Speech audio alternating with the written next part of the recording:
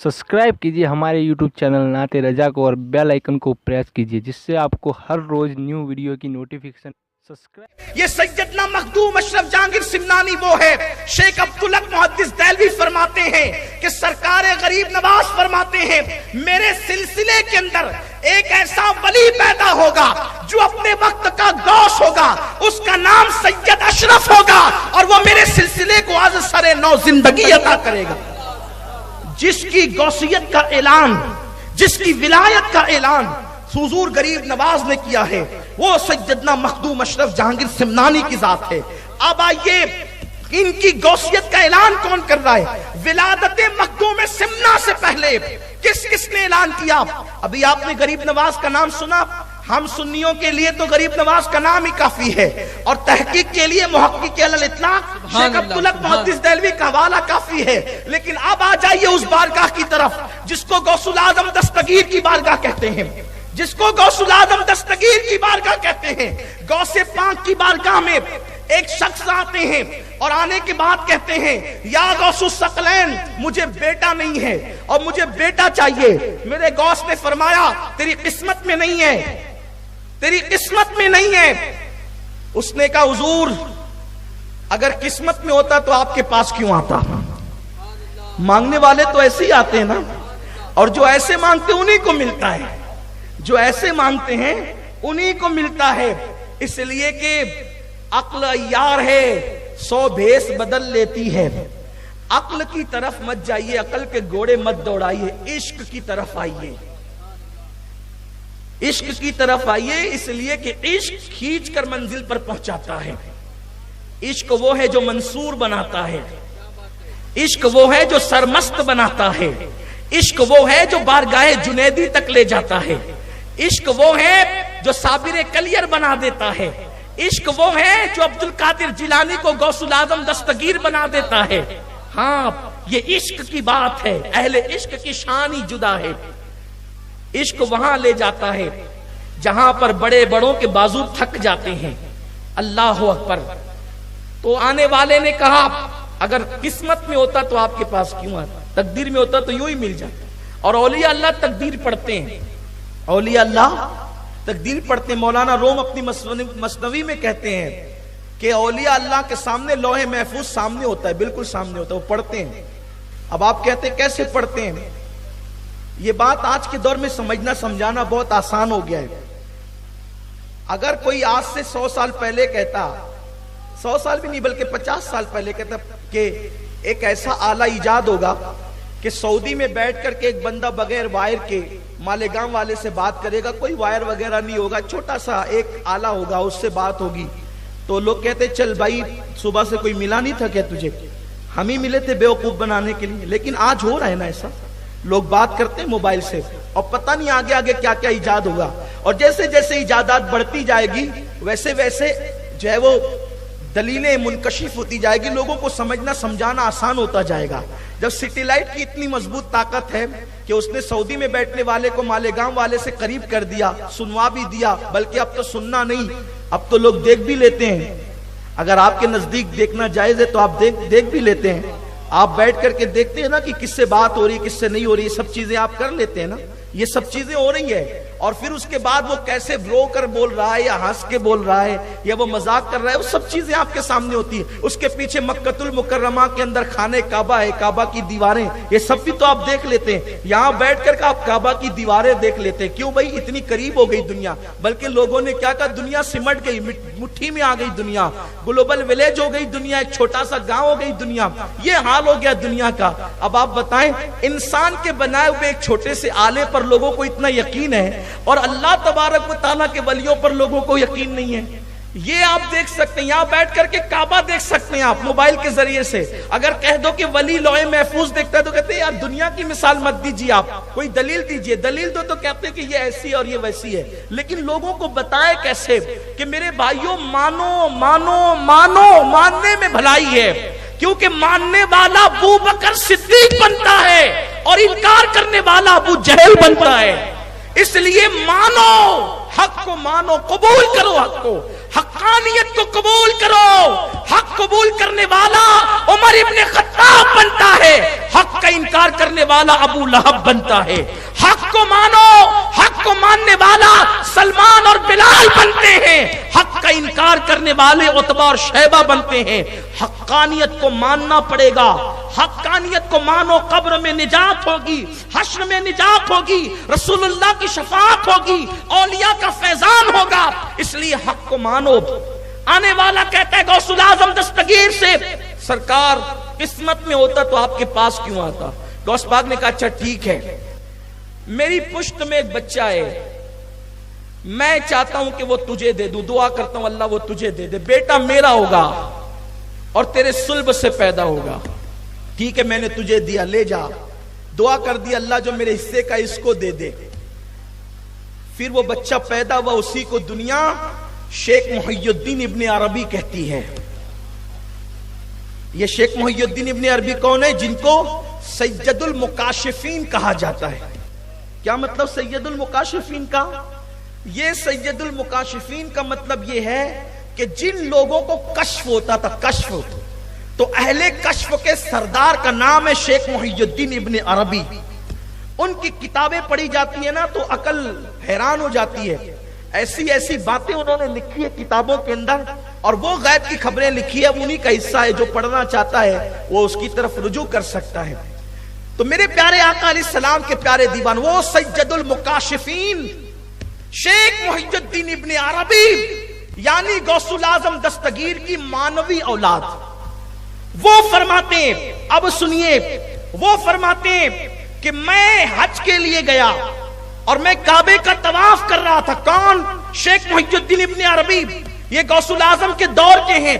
غوث پاک کی بارگاہ میں ان کے والد آئے تھے بیٹا مانگنے کے لیے, غوث پاک کی دعا سے پیدا ہوئے. غوث پاک نے ان کو مانوی اولاد کہا. خود اتنے بڑے مرتبے پر فائز ہیں کہ صوفیہ کے سردار کہے جاتے اپنے دور کے اندر. وہ فرماتے ہیں میں حج کے لیے گیا, اور جب حج کے لیے گیا کعبے کا طواف کر رہا تھا, بھیڑ بہت تھی. اسی بھیڑ کے اندر میں نے دیکھا ایک بندہ کعبے کا طواف کرتے ہوئے آیا, اور لوگ ہٹتے جاتے تھے اور وہ آگے بڑھتا جاتا تھا. لوگ ہٹتے جاتے تھے, وہ آگے بڑھتا جاتا تھا اور آسانی سے طواف کرتا جاتا تھا. میں نے سوچا اس کے اندر جسم ہے کہ نہیں کہ یہ روح ہی طواف کر رہی ہے. جب طواف مکمل ہوا تو میں نے اس کو سلام کیا. اس نے کہا وعلیکم السلام یا محی الدین ابن عربی. اس وقت میں نے پوچھا حضرت آپ جانتے ہیں اس دور کا غوث کون ہے؟ کیونکہ ہر دور میں غوث ہوتا ہے. یاد رکھنا ہر دور میں ولیوں کا سردار غوث ہوتا ہے, لیکن غوث الاعظم اب کوئی نہیں ہو سکتا, اس لیے کہ غوثیت کے منصب پر مولا علی تھے, ان کے بعد امام حسن, ان کے بعد امام حسین, یعنی غوث اعظم کی منزل پر, غوثیت کبریٰ کی منزل پر, ان کے بعد حضرت امام حسین, ان کے بعد امام زین العابدین, ان کے بعد امام محمد باقر, ان کے بعد امام محمد جعفر, ان کے بعد امام موسیٰ کاظم, ان کے بعد امام موسیٰ کاظم علی رضا, ان کے بعد امام تقی, امام نقی, امام حسن عسکری, اور ان کے بعد غوثیت کبریٰ کے مقام پر سرکار غوث الاعظم دستگیر شیخ عبد القادر جیلانی فائز ہوئے ہیں. اور اب قیامت تک امام مہدی کی آمد تک کے اس منصب پر حضور غوث الاعظم شیخ عبد القادر جیلانی رہیں گے. سبحان اللہ. غوث وقت ہوتا ہے لیکن غوث اعظم یہی لوگ ہیں جن کا ذکر میں نے کیا. اب غوث اعظم کوئی نہیں ہو سکتا. امام مہدی تک, امام مہدی کی آمد ہوگی, وہ غوثیت کبریٰ کے مقام پہ فائز ہوں گے. یہ صوفیہ کا نظریہ ہے. لیکن غوث کوئی ہوتا ہے زمانے کا غوث, اور جتنے زمانے کے غوث ہوتے ہیں وہ صرف سادات میں ہوتے ہیں, حضور کی اولاد میں ہوتے ہیں. بہت سارے لوگوں کا نظریہ یہی ہے کہ جو غوث ہوتا ہے وہ خاندان رسول میں صرف ہوتا ہے. بعض لوگوں نے اس کے علاوہ بھی تحقیق کی ہے, میں کسی کی تحقیق کا منکر نہیں, لیکن بات جو کہہ رہا ہوں اپنے ذوق کی وہ یہ ہے. تو اس وقت شیخ محی الدین ابن عربی نے جو کعبے کا طواف جلدی جلدی کر رہا تھا اور لوگ ہٹتے جاتے تھے, ان سے پوچھا حضرت غوث کون اس زمانے کا معلوم ہے آپ کو؟ تو اس نے کہا کہ ہاں معلوم ہے. فرمایا اس زمانے کا غوث میں ہوں. وہ جو جلدی جلدی طواف کر رہے تھے نا, شیخ محی الدین ابن عربی کے پوچھنے میں کہا اس وقت کا غوث میں ہوں, اور میرے بعد جو غوث ہوگا وہ جلال الدین ہوگا. شیخ محی الدین ابن عربی سے کہا ابھی تو میں غوث ہوں, میرے بعد جو غوث ہوگا وہ جلال الدین ہوگا, اور اس کے بعد جو غوث آئے گا وہ سید محمد اشرف جہانگیر ہوگا. ابھی پیدا بھی نہیں ہوئے حضرت مخدوم اشرف جہانگیر سمنانی، یعنی غوث وقت، اسی لیے دنیا ان کو غوث العالم کے لقب سے جانتی اور پہچانتی ہے۔ میرے پیارے آقا صلی اللہ علیہ وسلم کے پیارے دیوانوں، وہ غوث العالم حسینی گھرانے میں پیدا ہوئے، نسب ماں کی طرف سے حسنی تھے اور والد کی طرف سے حسینی تھے، اور آپ کی ولادت سے پہلے رسول اللہ نے ان کی امی کو بشارت دی اور نام بھی کہا کہ محمد اشرف نام رکھنا، یہ بشارت دی آپ کو۔ اور پھر بڑی آپ کی زندگی ہے، بچپنے میں صرف 5 سال کی عمر میں آپ نے 7 روایتوں سے قرآن کو حفظ کر لیا تھا، اور قرآن مقدس صرف 7 مہینے میں حفظ کیا تھا آپ نے، قرآن مقدس 7 مہینے میں حفظ کیا تھا۔ اور بچپنے کا حال یہ تھا کہ بچپنے میں حضرت خضر علیہ السلام آپ کو تعلیم دینے کے لیے تشریف لاتے تھے، اور اسی بچپنے میں حضرت سیدنا اویس قرنی نے آپ کو اذکار اویسیہ کی تعلیم دی تھی۔ بچپنے میں یہ سب چل رہا، ابھی پیر و مرشد سے ملے نہیں ہیں، مرشد سے کوئی ملاقات نہیں ہوئی ہے، یہ مخدوم اشرف جہانگیر سمنانی ہے۔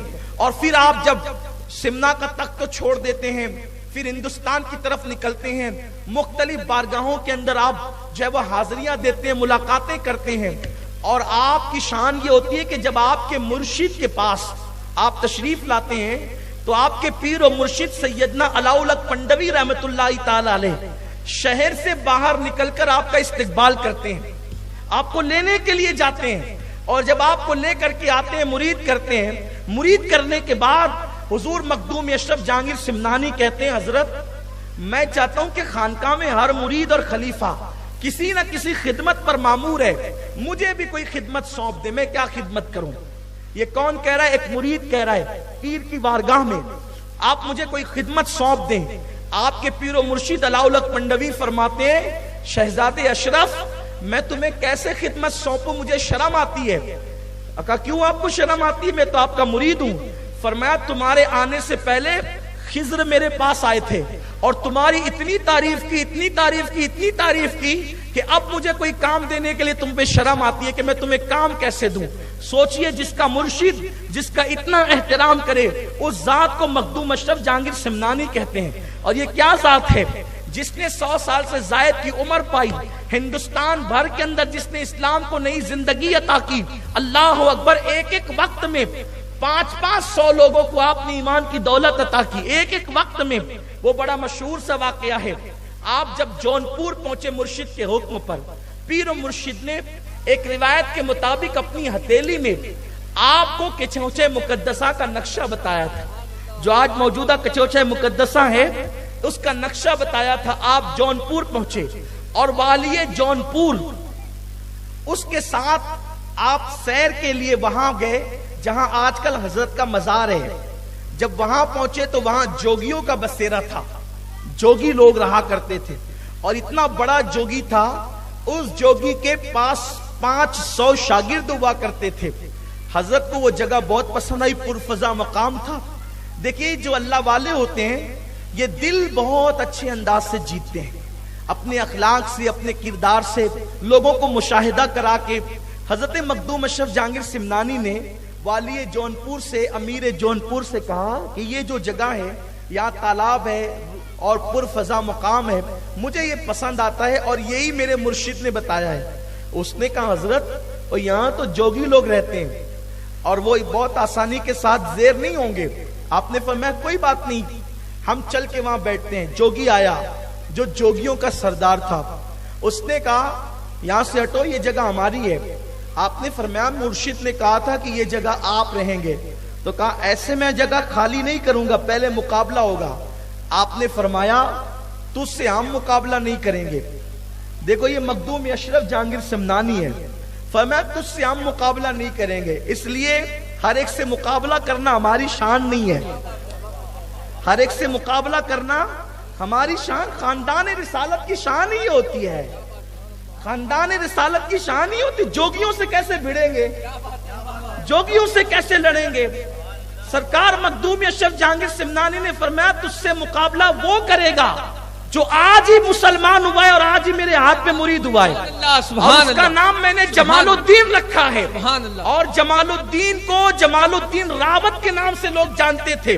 سوچو جو آج ہی مخدوم اشرف کا مرید ہوا، آج ہی، اور جمال الدین ابھی جمال الدین راوت کے نام سے جان، راوت اسی لیے کہا گیا کہ بھئی ابھی پہچان ہی نہیں ہوئی تھی، جمال الدین کو کوئی جانتا نہیں تھا، آج ہی مرید ہوئے، آج ہی مسلمان ہوئے۔ فرمایا کہ مقابلہ یہ کرے گا تجھ سے۔ اس نے کہا کہ میرے ساتھ مقابلہ آسان نہیں ہے، میں نے برسوں جو ہے وہ محنت کی ہے، چلے کشی کی ہے، میں نے محنت کی ہے جنگلوں کے اندر، میں بہت جو ہے وہ میں نے سب کچھ کیا ہے، اتنا آسان نہیں ہے۔ فرمایا کہ ٹھیک ہے یہ میرا مرید کرے گا، اور آپ نے میں جاؤ جمال الدین راوت مقابلہ کرو۔ کہا حضرت میں تو آج ہی مسلمان ہوا ہوں، آج ہی مرید ہوا ہوں۔ قربان جائیں اشرف کی نسبتیں کیسی ہے، نسبتی اشرف کیسی ہے۔ فرمایا مقابلہ کرنا ہے، ادھر آپ۔ اس وقت حضرت پان کھا رہے تھے، حضور مخدوم پاک پان بہت نوش فرماتے تھے، بلکہ تاریخ میں یہ بھی میں نے پڑھا ہے کہ جس وقت حضرت شرف الدین یحییٰ منیری رحمت اللہ علیہ نے فرمایا کہ میری نماز جنازہ ایک سید پڑھائے گا، اس کا نام اشرف ہوگا، اور اس کی داڑھی اتنا خوبصورت ہے وہ کہ اس کے حسن کی وجہ سے، اس کے رنگ کی وجہ سے اس کی داڑھی بھی سرخ ہے، لال ہے اس کی داڑھی۔ فرمایا اور پان کثرت سے کھانے کی وجہ سے اس کے ہونٹ بھی سرخ ہے، یہ اس کی پہچان ہے، وہ حسینی سید ہے، اور ماں کی طرف سے حسنی ہے۔ فرمایا کہ وہ آئے گا، وہ میرا جنازہ پڑھائے گا۔ یعنی کہ آپ کی جب نشاندہی کی گئی تو آپ کے لبوں پر پان کے اثرات کا تذکرہ کیا گیا، تاریخ میں ملتا ہے، اور پان نوشی آپ کو پسند تھی، اس لیے آپ کے مرشد نے بھی آپ کو مرید کیا۔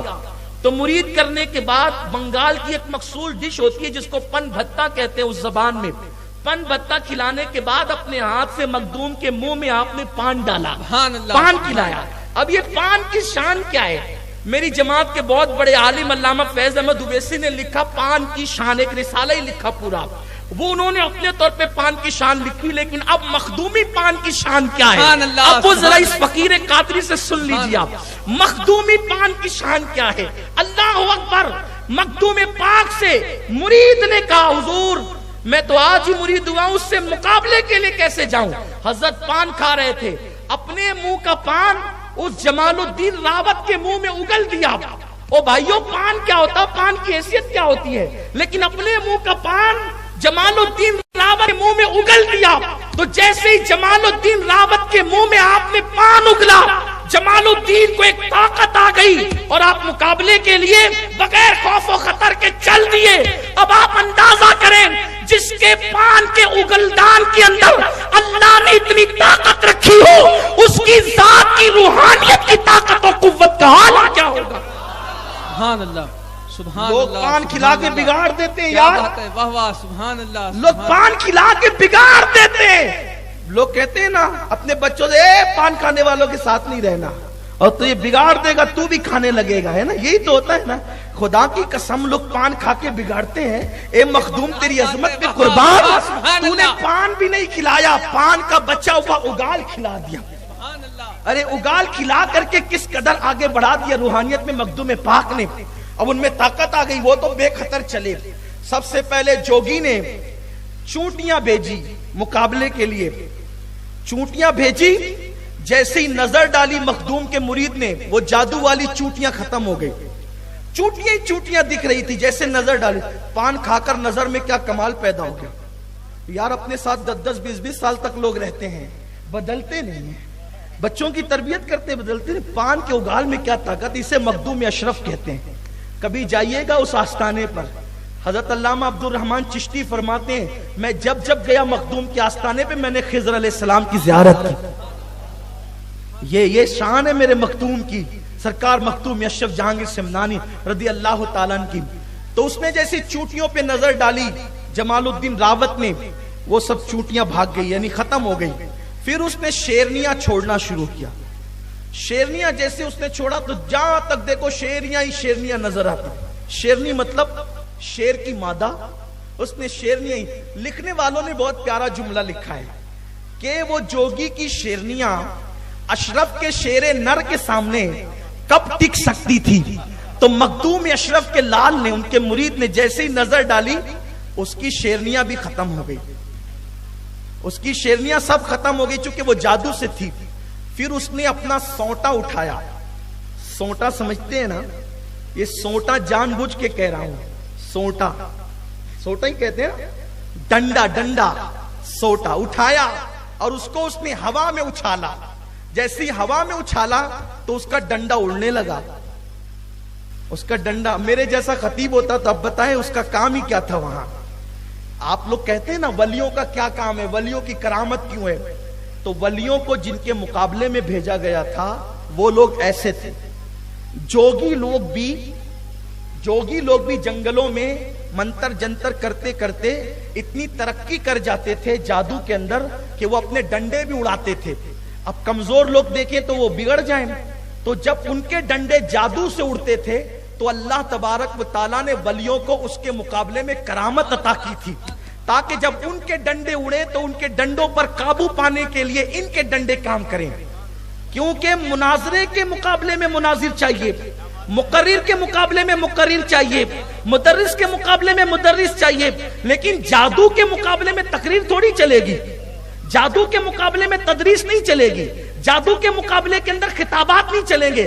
جادو کے مقابلے میں تو پھر کرامت چاہیے نا. تو اب جب اس نے ڈنڈا اڑایا اپنا تو پھر حضرت جمال الدین راوت نے کہا میرے مخدوم کا عصا لاؤ.